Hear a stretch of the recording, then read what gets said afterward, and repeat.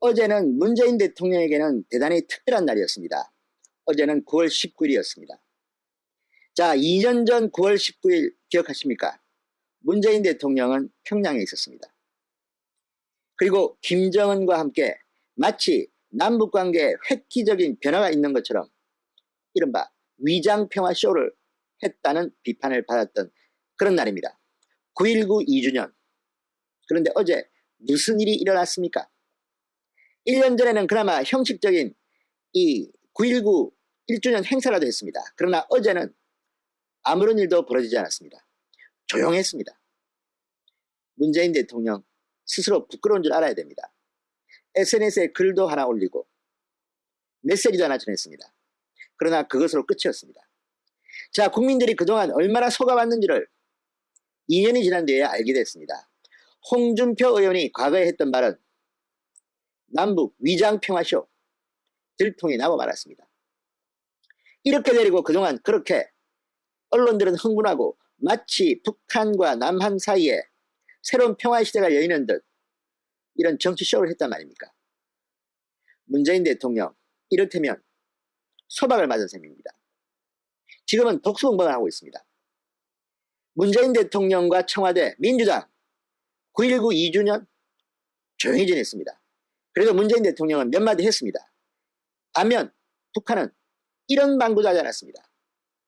수해 복군이 뭐 이런 뉴스는 나왔지만 북한의 어떤 관영 매체에서도 9월 19일을 기억하지 않았던 것입니다. 자, 어제는 남북 정상이 평양에서 정상회담을 하고 공동선언을 발표하고 난리 불수를 친 지 딱 2년이 되는 날입니다.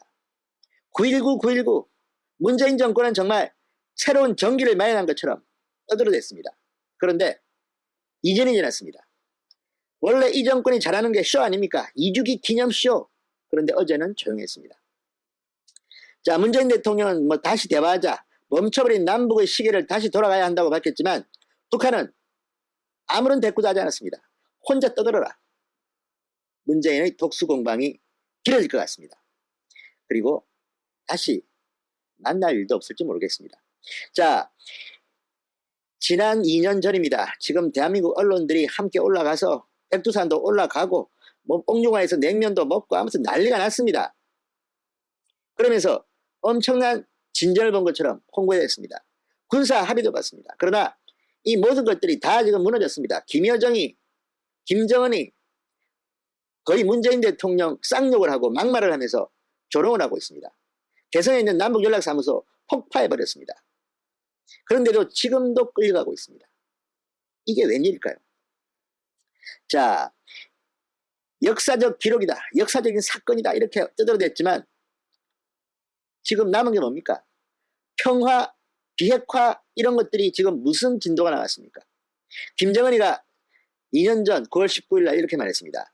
한반도를 핵무기도 핵위협도 없는 평화의 땅으로 만들기 위해 적극 노력해 나가기로 했습니다. 거짓말장입니다. 이거는 사기꾼이라고 볼 수밖에 없죠. 그러나 하노이에서 영변 핵폐기 이상을 바란 미국과 제재 완화 요구를 원한 김정은이 완전히 협상이 깨져 버렸습니다. 그 뒤부터는 완전히 분위기가 바뀌었습니다. 자, 1년 전 9.19 약식 행사라도 했습니다. 그러나 올해는 이마저도 생략됐습니다. 문재인 대통령은 SNS로 9.19 합의가 반드시 이행돼야 한다면서 이런 걸 올렸습니다. 남북의 시계가 다시 돌아가길 바란다. 그리고 어제 메시지도 전했습니다. 만남과 대화에 대한 희망을 포기하지 않는다면 우리는 반드시 평화와 통일의 길로 나아갈 것입니다. 늘 하는 말입니다. 희망 고문이라고 합니다. 이런 말을. 자, 새로 국방부 장관이 된 사람 서욱 장관은 화살머리 고주로 갔습니다. 9.19 군사합의대로 공동유해 발굴이 가능하기를 바란다고 했습니다. 서욱 장관은 9.19 합의는 남과 북이 군사적 충돌을 방지하고 신뢰를 구축하자고 하는 것에 꽤 의미 있는 성과가 있다. 꽤라고 했습니다. 왜 이랬을까요? 지금 이 9.19 군사합의는 다 깨져버렸습니다. 지금 북한은 미사일 도발도 하고 뭐 난린데 우리는 굳이 이걸 갖다가 군사합의를 깬 것으로 보지 않는다고 변명만 하고 있습니다. 도대체 이 나라는 생각이 있는 겁니까? 없는 겁니까? 문재인 대통령, 국방부 장관은 지금 사병보다 못하다는 비판을 받고 있습니다. 추미애 장관 아들을 두둔하는 것을 보고 SNS나 인터넷 댓글을 한번 보십시오. 네가 국방장관 맞느냐? 물러가면서 마지막까지 40년 군생활 이렇게 마감하는구나 이렇게 비판하고 있습니다.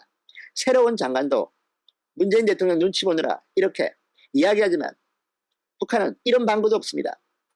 노동신문, 조선중앙TV, 관영 매체들은 지금 침묵하고 있습니다. 수해 복구 소식 등을 전하고 있지만 9.19 구자도 나오지 않습니다. 완전히 무시당한 겁니다. 자, 최근에는 김일성 광장 인근에서도 열병식 준비 상황이 포착됐습니다. 당장은 다음 달 9일, 다음 달 10일이죠. 당 창건 기념일 준비가 한창인 것으로 보입니다. 자, 11월 미국의 대통령 선거가 있습니다. 이걸 앞두고 또 김여정이라는 누가 장난을 칠 수도 있지만 현재는 완전히 막혀버렸습니다. 9.19 이전보다 훨씬 더 못한 상황으로 가버렸습니다. 문재인 대통령은 이제 뭐라고 답하겠습니까? 어제가 9.19였습니다. 자, 지금 민주당은 과거에 자신들이 야당일 때는 그렇게 혹독하게 인사청문회를 하더니 이제 여당이 되니까 인사청문회를 비공개로 하자는 아이디어를 냈습니다. 그러니까 정책은 공개적으로 하고 개인의 도덕성이라든지 이런 문제는 비공개로 하자 이런 아이디어를 낸 겁니다. 그래서 경론이 벌어졌는데 홍준표 의원이 한마디 했습니다. 제1야당의 의원도 아니고 무소속입니다. 그런데 홍준표 한마디에 서른 의원이 발끈하면서 인사청문회장이 아수라장이 됐습니다. 뭐라고 했을까요? 인사청문회는 민주화 이후 가장 성공한 것이다. 가장 성공한 작품이고 인사청문회는 빨가벗는 자리다. 대통령도 빨가벗는다. 이래서 난리가 났습니다. 무슨 불경제도 아니고 이 정도 발언 가지고 국회가 난리가 날 정도면 지금 대한민국 국회는 정말 삼권 분립이 아니라 독재주의 시대의 국회가 아닌가 생각됩니다. 아무튼 홍준표 의원 비공개가 무슨 말이냐? 다 빨가벗게 한다.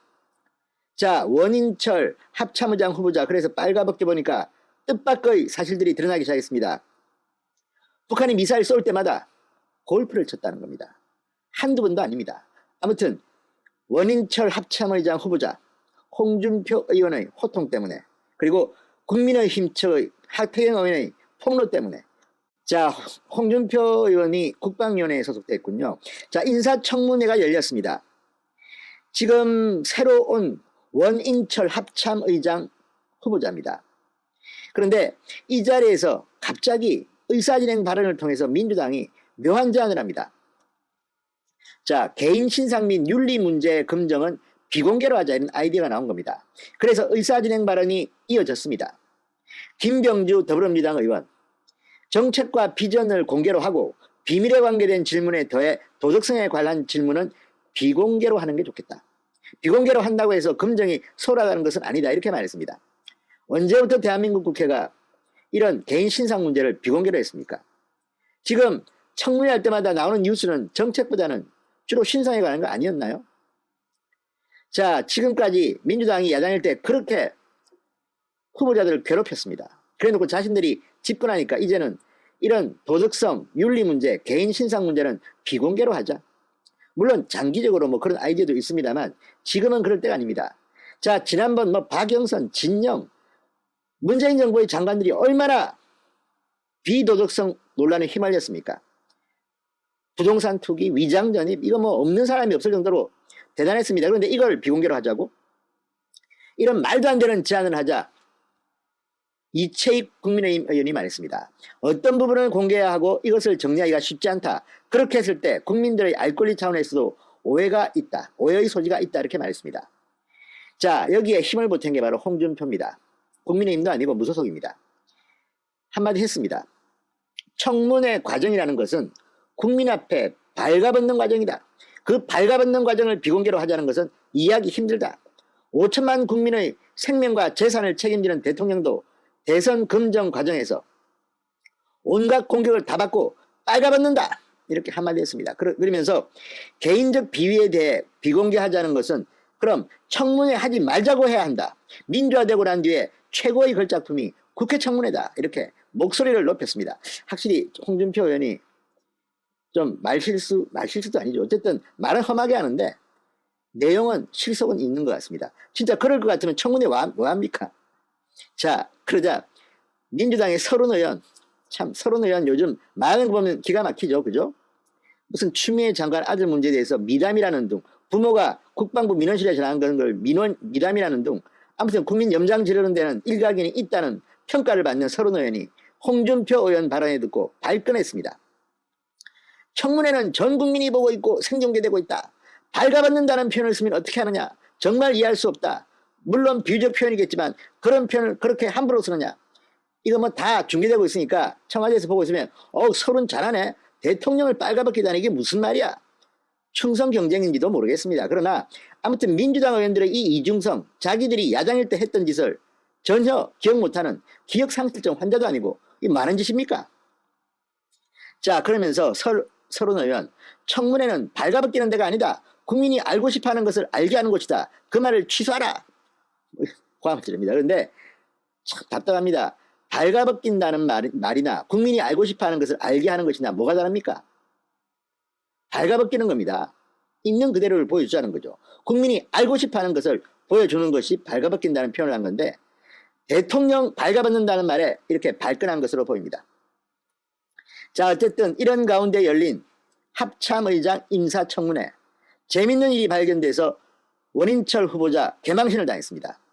자, 원인철 후보자가 과거에 북한 미사일 도발 당일이나 발사 직후에 골프장을 출입했던 것이 폭로됐습니다. 요즘 하태경이 참 활약을 많이 합니다. 하태경 의원은 인사청문회에서 이렇게 말했습니다. 원 후보자가 당시 군 지휘관이었다. 그런데 북한이 미사일을 발사했던 당일 발사 직후 골프장을 출입했다. 그러면서 공개했습니다. 후보자 골프장 출입 현황.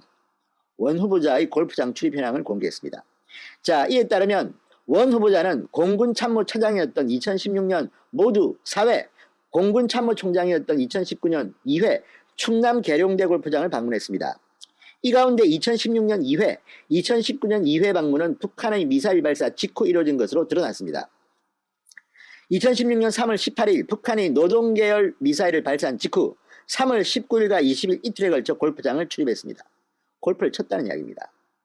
정말 제정신인지 모르겠습니다. 같은 해 4월 23일 잠수함 발사 탄도미사일 SLBM 한 발을 동해상에서 첫 시험 발사했는데 원 후보자는 다음 날도 또 골프를 쳤습니다.